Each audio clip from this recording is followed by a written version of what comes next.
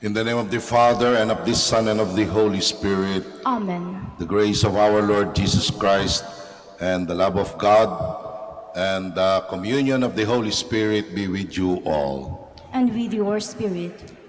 My dear brothers and sisters in the Lord, to prepare ourselves to celebrate the sacred mysteries of God's love and forgiveness, let us first call to mind our sins and ask the Lord for pardon and strength. You are sent to heal the contrite of heart. Lord, have mercy. Lord, have mercy. You came to call sinners. Christ, have mercy. Christ, have mercy. You are seated at the right hand of the Father to intercede for us. Lord, have mercy. Lord, have mercy. May Almighty God have mercy on us, forgive us our sins, and bring us to life everlasting. Amen. Let us pray. O God, who have been pleased to gladden the whole world by the resurrection of your Son, our Lord Jesus Christ, grant, we pray, that through his mother, the Virgin Mary, we may receive the joys of everlasting life. Through our Lord Jesus Christ, your Son, who lives and reigns with you in the unity of the Holy Spirit, one God, forever and ever. Amen. Please be seated. A reading from the Acts of the Apostles. When he entered Rome, Paul was allowed to live by himself with a soldier who was guarding him. 3 days later, he called together the leaders of the Jews. When they had gathered, he said to them, "My brothers, although I had done nothing against our people or our ancestral customs, I was handed over to the Romans as a prisoner from Jerusalem. After trying my case, the Romans wanted to release me because they found nothing against me deserving the death penalty. But when the Jews objected, I was obliged to appeal to Caesar, even though I had no accusation to make against my own nation. This is the reason, then, I have requested to see you and to speak with you.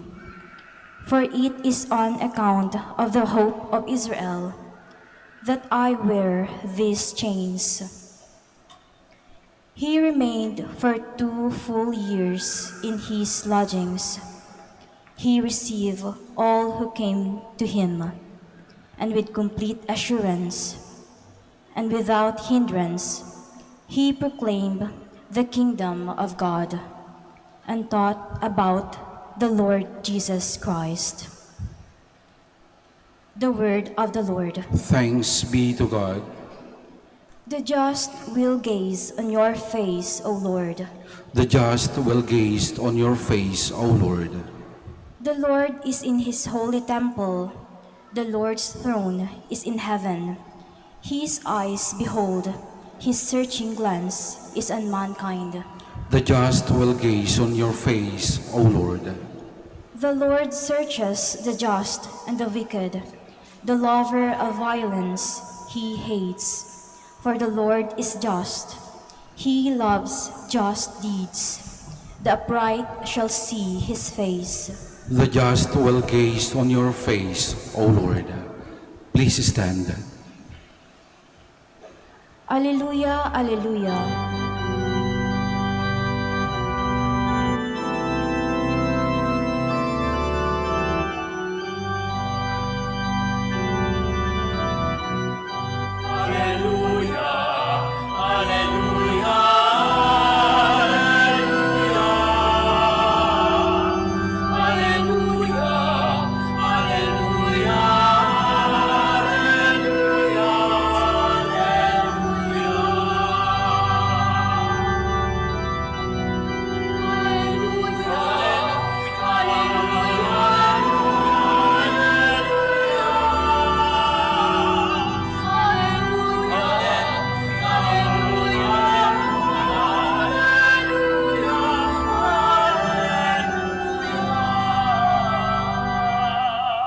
send to you the Spirit of truth, says the Lord. He will guide you to all truth.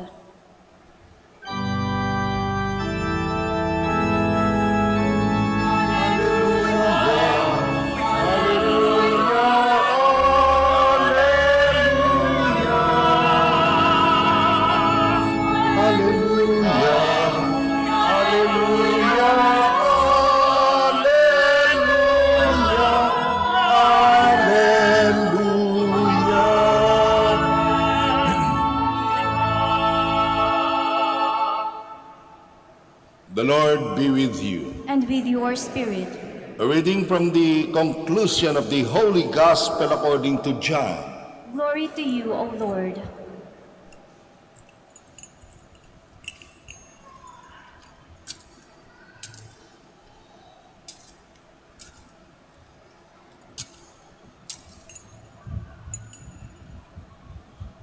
Peter turned and saw the disciples following whom Jesus loved, the one who had also reclined upon his chest during the supper and had said, Master, who is the one who will betray you? When Peter saw him, he said to Jesus, Lord, what about him? Jesus said to him, what if I want him to remain until I come? What concern is it of yours? You follow me. So the word is spread among the brothers that that disciple would not die. But Jesus had not told him that he would not die. Just, what if I want him to remain until I come? What concern is it of yours? It is this disciple who testifies to these things and has written them, and we know that his testimony is true. There are also many other things that Jesus did, but if these were to be described individually, I do not think that the whole world would contain the books that would be written. Dearly beloved, the good news of our salvation. Praise to you, Lord Jesus Christ. Please be seated.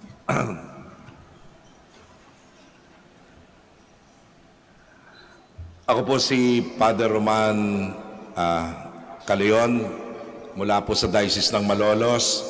Ako po ay kasalukuyang nakadistino sa Pulilan, Bulacan, kung saan ako po ay pinanganak sa isang barangay Paris na ang pangalan ay ang pag-akyat sa langit ni Heso Kristo. Kasama ko po ang aking mga parishioners. Kami po ay naglakbay patungo dito sa dambana ng mahal na Birheng Maria, ang mahal na Birhen ng Manaoag. At ako po ay una tigit sa lahat ay nagpapasalamat sa Kura Paroko ng basilikang ito at ganoon din naman sa mga kasama niya na nag-asikaso sa amin para sa banal na pagdiriwang na ito ng banal na misa. Bago pa man natin simulan ang ating pagninilay sa banal na ebanghelyo sa araw na ito, mga minamahal ko mga kapatid, tayo pong lahat na naglalakbay, magpasalamat tayo sa panalangin ng mahal na ina para sa ating lahat, anuman ito, maging kagalingan o katugunan sa ating anumang ipinagdarasal. Mga kapatid ko, magpuri at magpasalamat tayo sa Diyos. Palakpakan natin ang Panginoon.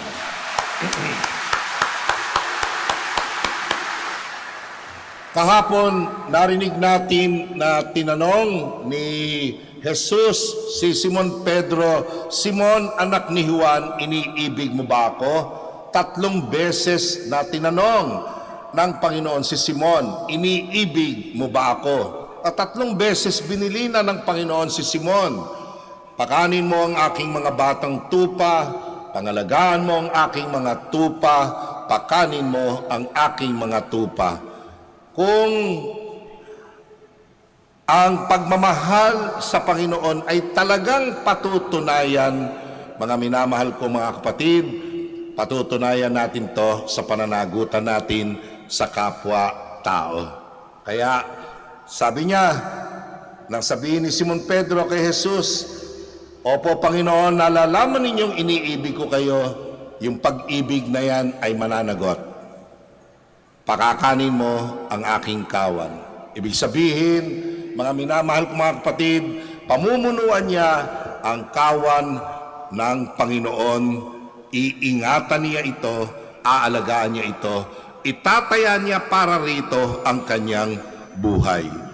Kaya't sinabi ng Panginoon kung paano siya mamamatay. Nung ika'y bata pa, ikaw ang nagbibihis sa iyong sarili at dinadala mo ang iyong sarili kung saan mo ibig. Subalit pagtanda mo, iuunat mo ang iyong mga kamay at iba ang magbibihis sa iyo at dadalhin kanila kung saan hindi mo ibig. Ganyan ang sinabi ng Panginoon kay Pedro. Pagkaraan noon, sinabi ng Panginoon sa kanya, "Sumunod ka sa akin." Ngayon, ang ebanghelyong ito na narinig natin ngayon, ang karugtong ng ebanghelyong iyon ng pakikipagtagpo ng Panginoon kay Simon Pedro sa huling pagkakataon, at ang karugtong na narinig natin, tinatanong ni Simon Pedro ang Panginoon tungkol sa sumulat ng ebanghelyong ito, ang pinakamamahal na alagad, si Juan. Ang tanong ni Simon, paano naman po siya? Ano naman ang mangyayari sa kanya? At sumagot ang Panginoon kay Simon, ano sa iyo? Kung sabihin kong siya'y nandirito pa pagbabalik ko, kumalat ngayon ang balita na si Juan ay hindi mamamatay. Subalit hindi sinabi ng Panginoong hindi siya mamamatay. At alam nyo, ang sabi ni Juan, yung sumulat nito ay nagpapatotoo, at alam kong totoo ang aking pagsaksi sa lahat ng ginawa ng Panginoong Hesus, na kung isusulat, inaakala kong hindi kakasya ang lahat ng papel sa buong mundo para maisulat ang lahat. Subalit, ang mga nasulat ay nasulat upang tayo'y sumampalataya. Dalawang alagad ang matibay na talagang pagkukunan natin ng inspirasyon sa pananampalataya na meron tayo mula sa alagad ng Panginoon. Ang pinakabata, si Juan, at ang pinakapuno, si Pedro. Ngayon, titingnan ninyo kung anong katangian meron silang dalawa. Bata at matanda. The wisdom of age and the vitality of youth. The combination of the two. Yung karunungan ng isang eksperyensyado at yung lakas ng isang bata o kabataan. Alam nyo, sa amin sa Bulacan ay may kasabihan, taga sa panahon. Palagay ko, alam nyo naman po lahat kung anong ibig sabihin ng salitang taga sa panahon. Malamang na nasasabi rin yan sa inyo dahil iba-ibang probinsya po ang pinanggalingan natin, tayong mga pumarini sa mahal na ina. Pero alam mo ba kung anong ibig sabihin literal nung taga sa panahon? Yan po ay tungkol sa pagtaga o sa pagputol ng kawayan. Ang kawayan, lalo na kung magulang na, ay pinuputol sa buwan ng Mayo. At anong panahon yon sa buwan ng Mayo? Yung panahon na napakainit doon sa buwan na yon. Hindi po yan puputulin ng Agosto o Hunyo. Hunyo, Hulyo. Bakit? Umuulan. Kapag yung kawayan na yan, pinutol mo ng Hulyo, Agosto, mga kapatid ko, madali po yang mabubulok, uubukin po yan. Kaya tinataga yung kawayan na pwede nang gamitin na sahig, na lapat, lahat ng pwedeng paggamitan sa kanya sa buwan ng Mayo. Bakit? Sapagkat doon tuyong-tuyo yung kawayan. Magiging matibay yung kawayan sapagkat magulang na yung kawayan. Mga kapatid ko, kahit po sabihin na nating may anay, mahihirapan na po siyang sirain ang kawayang taga sa panahon. Kaya kahit po doon sa amin, sa Bulacan, marami pa po ang mga bahay na kawayan ang bakod, kawayan ang sahig. Taga sa panahon. Si Simon Pedro yung taga sa panahon. Napakarami niyang karanasan na maisasalaysay, na matututunan at pwedeng pagkunan, mga minamahal ko mga kapatid, ng inspirasyon at pag-asa. Marami tayong matututunan sa Kanya. Bakit? Sapagkat makakarelate tayo sa Kanya. Dahil si Simon ay pumapalpak.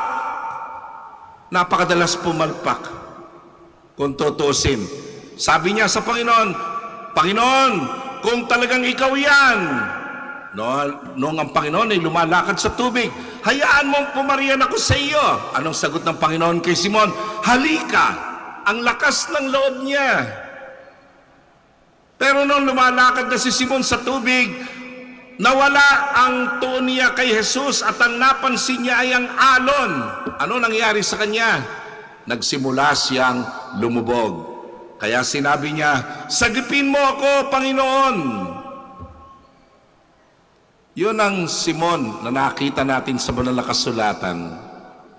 Isang alagad na may lakas ng loob, subalit, mga kapatid ko, kapag naharap na sa alon at nawala ang paningin sa Panginoon, nagsimula ng lumubog. Pinanghihinaan din ng pananalig. Kaya sinabi sa kanya ng Panginoon, O man of little faith, why did you doubt? At ito rin ang Simon na nagsabi sa Panginoon, kayo po ang Kristo, ang anak ng Diyos na buhay. Nang tanungin ng Panginoon, sino ako para sa inyo? At sinabihan siya ng Panginoon, wag mo sasabihin yan kahit kanino man. At sinabihan siya ng Panginoon, mga kapatid ko, ikaw ay Pedro at sa ibabaw ng batong ito, itatayo ko ang aking simbahan at hindi makapananaig sa kanya kahit ang kapangyarihan ng kamatayan. Ibibigay ko sa iyo ang susi ng langit, ang mga susi ng langit. Anumang kalagan mo sa lupay, kakalagan sa langit. Mateo 16:18. Pero pagkaraan na ibigay kay Pedro ang napakagandang kapangyarihan ito at yung pagkakilala ni Pedro kay Jesus na siya ang Kristo, sinabi ng Panginoon ng kanyang magiging kamatayan. Sa unang pagkakataon, sinabi niya, ako'y dadalhin sa mga matatanda ng bayan, lilibakin, uusigin, kukutsain, pahihirapan, papatayin. Ngunit sa ikatlong araw, muling mabubuhay. Anong sagot ni Pedro sa kanya? Huwag nawang mangyayari sa iyo, Panginoon, ang bagay na iyan. Sumagot ang Panginoon kay Pedro, lumayas ka, Satanas, ang iniisip mo'y hindi sa Diyos, kundi sa tao. Kanina lang ay pinupuri siya. Binibigyan ng kapangyarihan. Ngayon naman, lumayas ka, Satanas, demonyo na pinalalaya sa kanya. At ang kahuli-hulihan, sabi ni Simon sa Panginoon, buhay ko may itataya ko para sa iyo. Sumagot ang Panginoon sa kanya, tandaan mo, Simon, kapag narinig mong tumilaw akong manok, 3 beses mo akong itinatwa. Ito ang Simon, ang pinuno, ang matanda, ang may karanasan, pumapalpak,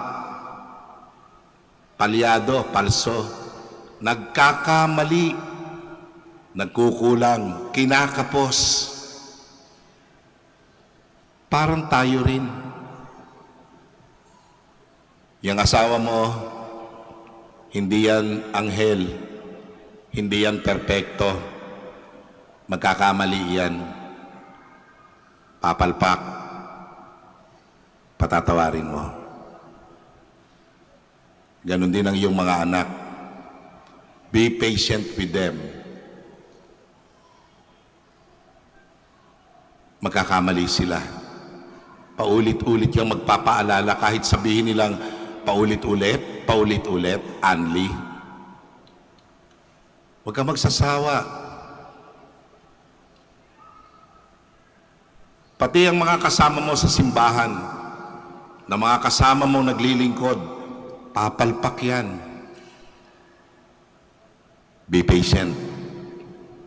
The Lord is patient with Peter. Wala siyang hinanap kay Pedro pagkaraan siya muling mabuhay. Katulad ng sinabi ko po kahapon. Sana nagalit si Jesus kay Pedro at sinabi sa kanya, sabi mo, ipagtatanggol mo ako, pero itinatwa mo ako. Walang sumbat na narinig si Pedro mula kay Jesus. Wala. Anger will not accomplish a thing. Anger will not accomplish anything. Rather, anger will produce more anger. Be patient. At si Juan, yung bata, yung narinig natin ngayon,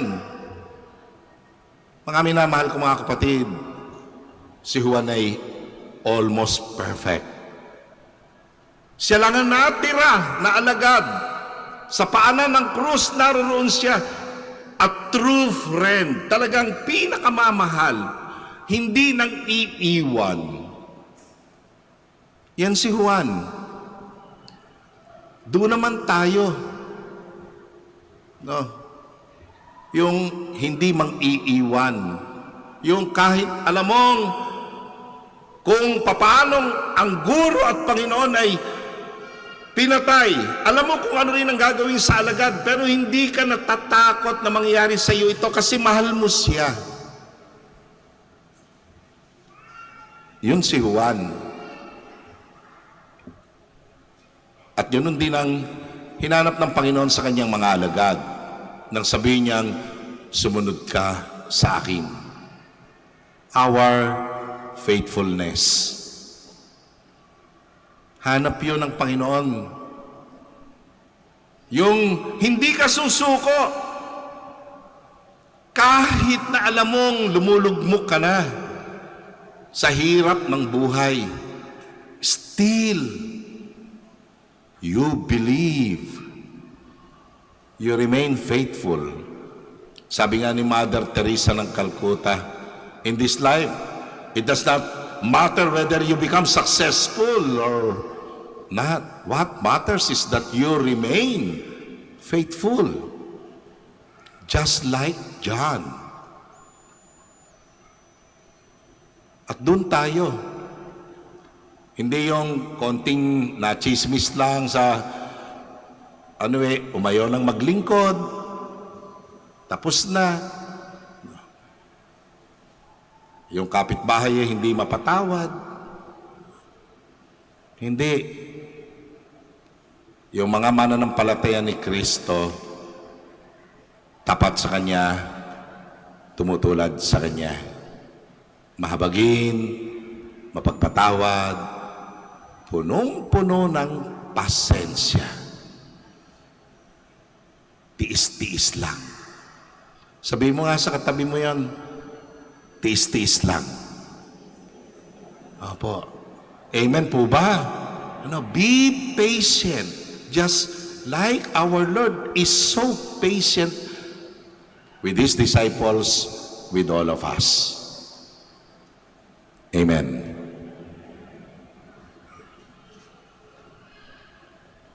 The Please stand. Jesus, who himself came to people as a servant in obedience to his Father, wants us to keep God's interests above all things.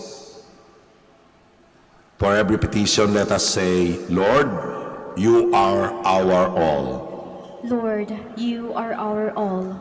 That the leaders of the Church may be true servants, acting with the same concern that Christ showed to his apostles. Let us pray to the Lord. Lord, you are our all. That government leaders may be faithful to their commitments and fulfill their duties in the spirit of love and service. Let us pray to the Lord. Lord, you are our all. That those who experience difficulties may receive strength from the Holy Spirit. Let us pray to the Lord. Lord, you are our all. That the sick may realize that their suffering undertaken in union with Christ can be turned into blessing. Let us pray to the Lord. Lord, you are our all. That deceased relatives and friends may enjoy the peace in God's eternal home. Let us pray to the Lord. Lord, you are our all. Father, your Son placed your interests above all else, even to the extent of suffering for humankind.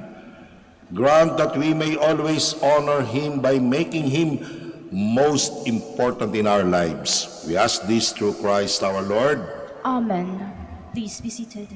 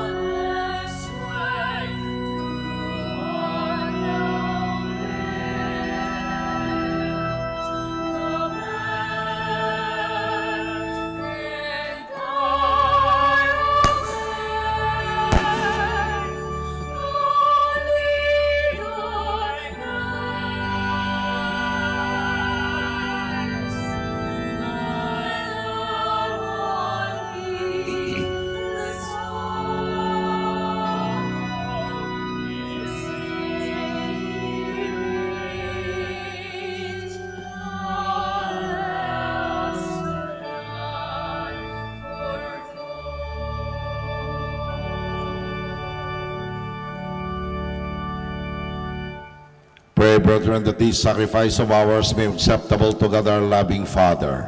May the Lord accept the sacrifice at your hands for the praise and glory of his name, for our good and the good of all his holy church. Pour out upon these gifts the blessing of your Spirit, we pray, O Lord, so that through them your church may be imbued with such love that the truth of your saving mystery may shine forth for the whole world through Christ our Lord. Amen. The Lord be with you. And with your spirit.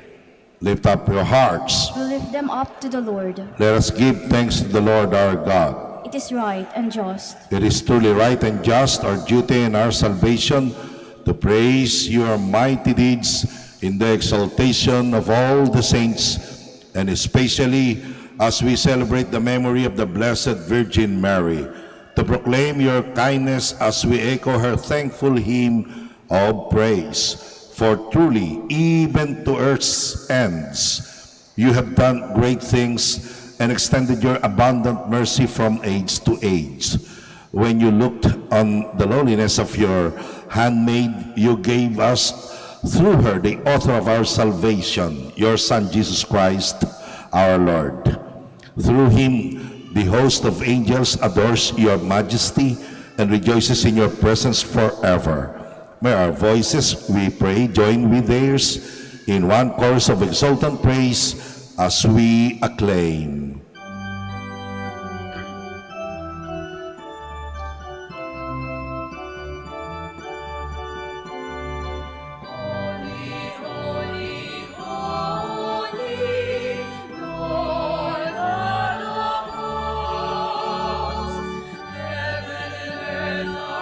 Full of your glory, full of your glory, the highest, Hosanna, the highest. Blessed is he who comes in the name of the Lord, Hosanna in the highest.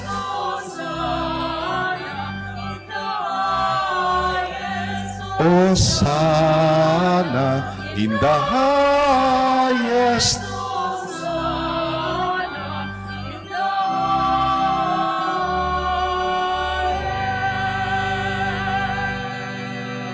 Please kneel.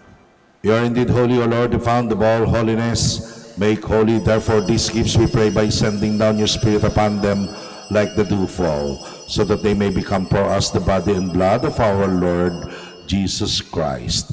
At the time he was betrayed and entered willingly into his passion, he took bread and, giving thanks, broke it and gave it to his disciples, saying, "Take this, all of you, and eat of it, for this is my body, which will be given up for you."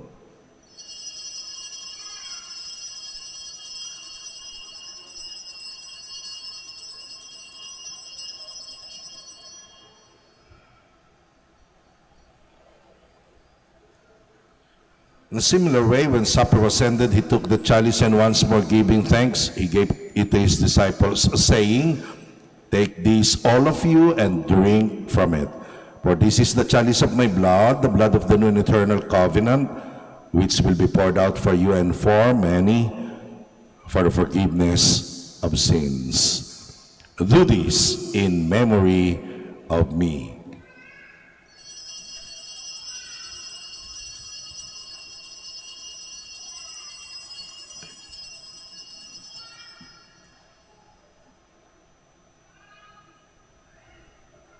The mystery of faith.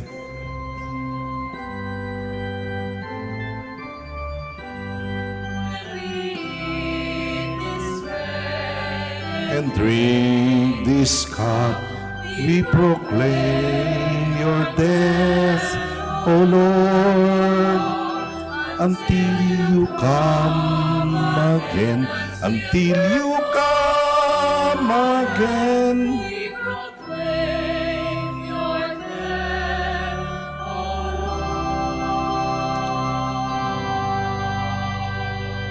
Therefore, as we celebrate the memorial of his death and resurrection, we offer you, Lord, the bread of life and the chalice of salvation, giving thanks that you have held us worthy to be in your presence and minister to you. Humbly we pray that, partaking of the body and blood of Christ, we may be gathered into one by the Holy Spirit. Remember, Lord, your church spread throughout the world, and bring her to the fullness of charity, together with Francis, our Pope, Socrates, our Archbishop, and all the clergy. Remember also our brothers and sisters who have fallen asleep in the hope of the resurrection, and all who have died in your mercy. Welcome them into the light of your face. Have mercy on us all, we pray, that with the Blessed Virgin Mary, Mother of God, with Saint Joseph, with the blessed apostles, and all the saints who have pleased you throughout the ages, we may merit to be co-heirs to eternal life, and may praise and glorify you through your Son, Jesus Christ. Through him, and with him, and in him, O God, Almighty Father, in the unity of the Holy Spirit, all glory and honor is yours forever and ever.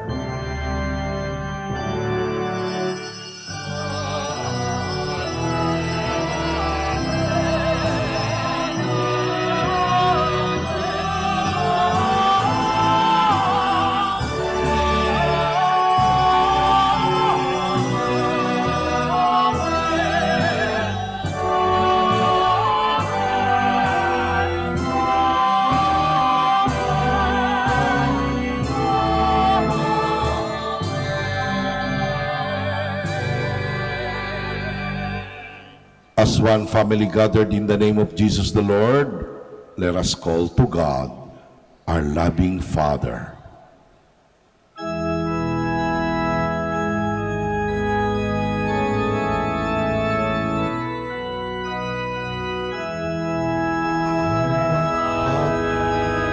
Who art in heaven,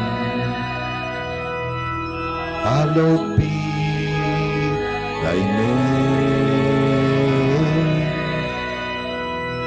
Thy kingdom come, thy will be done, on earth as it is in heaven.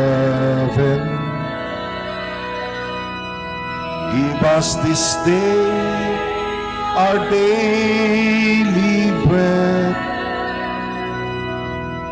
and forgive us our trespasses, as we forgive those who trespass against us.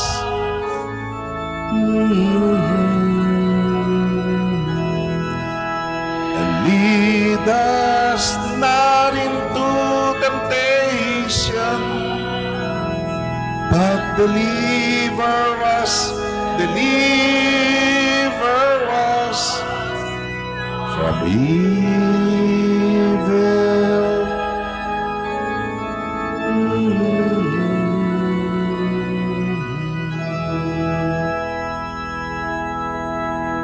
Deliver us, Lord, we pray, from every evil. Graciously grant peace in our days, that by the help of your mercy we may be always free from sin and safe from all distress, as we await the blessed hope and the coming of our Savior, Jesus Christ.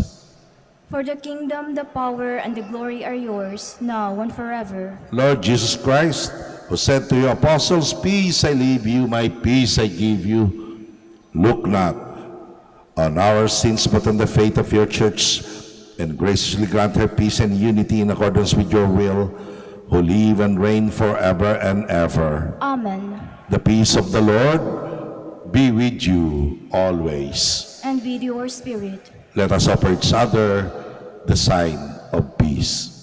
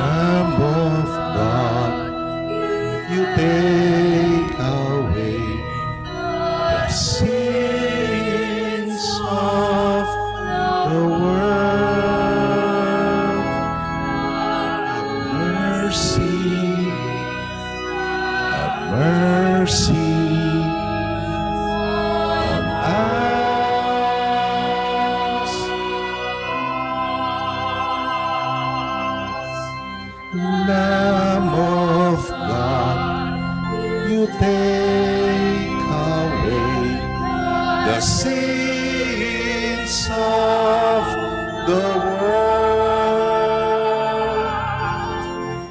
Grant us peace. Grant us peace.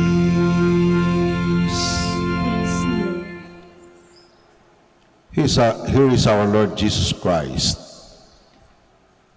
He is our healing, our life. He is our all. Happy are we who are invited in His holy banquet. Lord, I am not worthy that you should enter under my roof, but only say the word, and my soul shall be healed.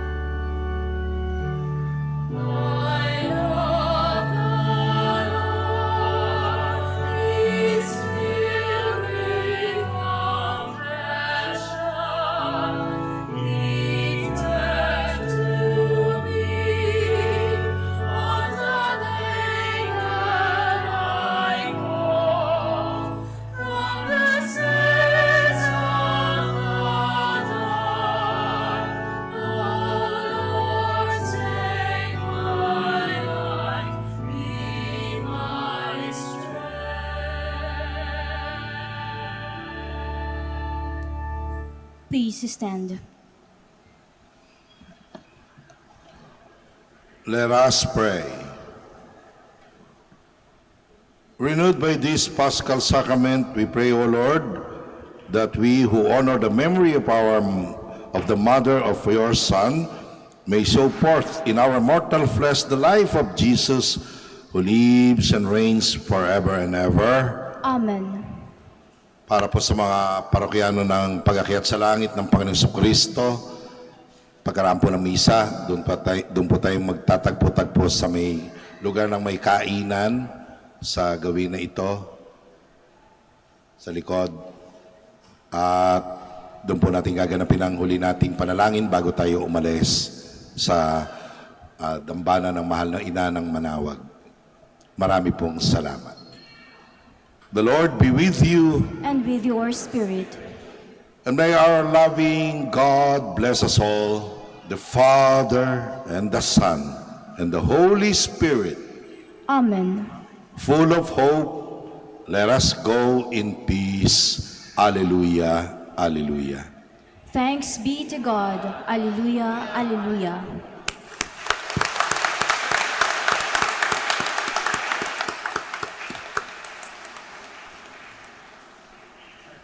Let us pray for all the sick. Lahat ng mga ipinagdarasal natin ng mga may sakit, lalo na yung mga hindi na natin nakasama, at yung mga humihingi sa atin ng panalangin, ipagdasal nating lahat.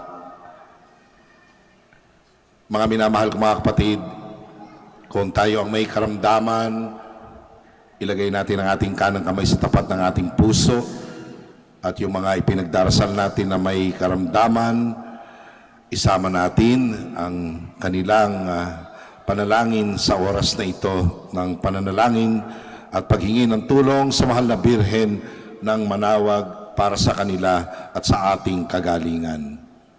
God, our Almighty Father, by your blessing you give us strength and support in our frailty. Turn with kindness toward our sick brothers and sisters, free them from all illness, and restore them to good health through the intercession of Our Lady of the Rosary of Manaoag, so that in the sure knowledge of your goodness, they will gratefully bless your holy name. We ask this through Christ our Lord. Amen. Amen. Ngayon naman po, yung mga pinamili nyo ng mga imahen, rosaryo, at anumang artikulo na inyong souvenir ay ipagdarasal natin. Taas nyo po ang inyong mga souvenirs na mga binili, mga artikulo ng pananampalataya, mga rosaryo. In memory of the mysteries of the life, death, and resurrection of our Lord Jesus Christ, to the honor and glory of the Blessed Virgin Mary, Mother of Christ, Mother of the Church, Our Lady of the Rosary of Manaoag, may these rosaries, images, candles, oil, and other religious articles be blessed and made holy in the name of the Father, and of the Son, and of the Holy Spirit. Amen. Amen.